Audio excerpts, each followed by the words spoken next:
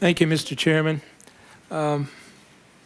Ambassador Black, you said earlier that, excuse me, that it's important to you to be accurate with your customers. And surely the most important customer for intelligence information would be the President of the United States. And we've had this dialogue today about the PDB of August. And I'm curious, what steps do you have in place or that are taken to make sure of the accuracy of information that your people receive from outside of the CIA? There's an elaborate vetting process. Information is received, raw intelligence is received. It comes into personnel that review it, that do the analysis function. And there are those that write articles for numerous publications, including the PDB. This particular employee was home-based in the Directorate of Intelligence and was serving in the Counterterrorism Center. So the raw reports are received. We attempt to estimate the needs of our customer and write products that meet their needs. But what do you do to check the accuracy of information that comes from outside of your own ambit? Questions are asked. I believe, I have not spoken to the author of this particular piece, but I understand that this officer was in contact with the FBI. In this instance, I think the assumption would be that the FBI would have confidence in the information that it provided. I just have one more technical question for you. CTC, is it part of CIA or is it part of DCI? Yes, sir. It's called the Counterterrorism Center. Yes. And as the former director of the Counterterrorism Center, I reported to the Director of Central Intelligence, but also to the Deputy Director for Operations on a dotted line, as well as a dotted line to the Deputy Director of Intelligence.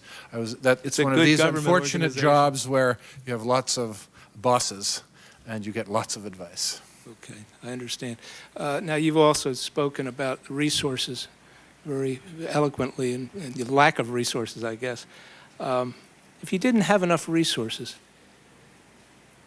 did you ask Director Tennant to allocate or reallocate funds from lower priorities?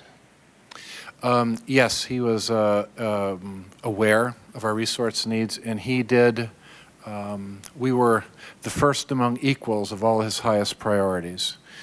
He did shift resources to us. In fact, when I arrived in the Counterterrorism Center, I believe that we'd had a plus of approximately 100 personnel. We regularly discussed this.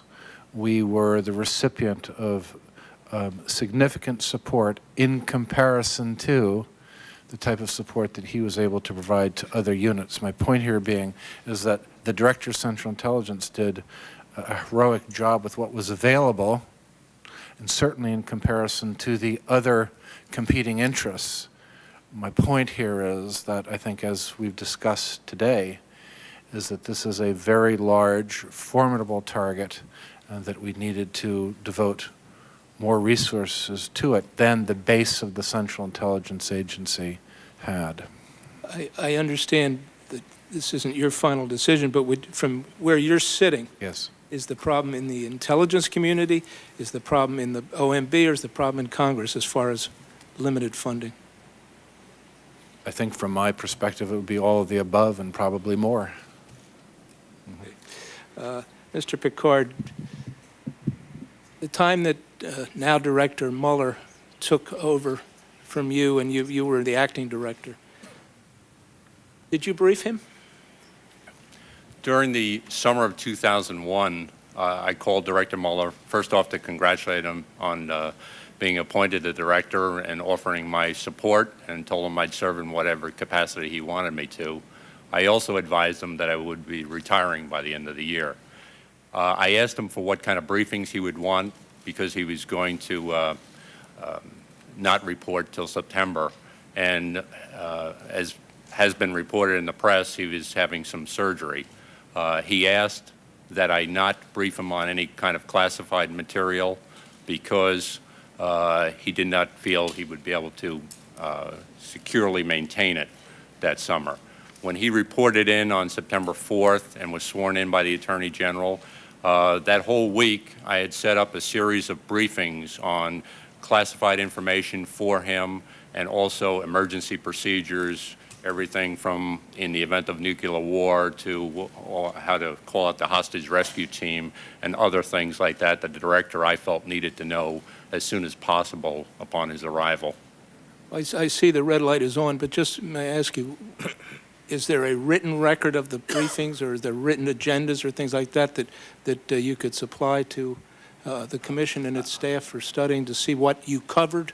Yeah, I did not participate in those briefings with the director. The assistant directors of each of the divisions, counterintelligence and counterterrorism, did those briefings, and I will ask the FBI to see if they can find those briefings. And just as an aside, I noted that you were the 6th deputy director in 8 years, and then you left at the end of that. So it must be a tough job. I'm proud to say I held the record. I lasted 2 years. Thank you, sir. Thank you, Mr. Chairman.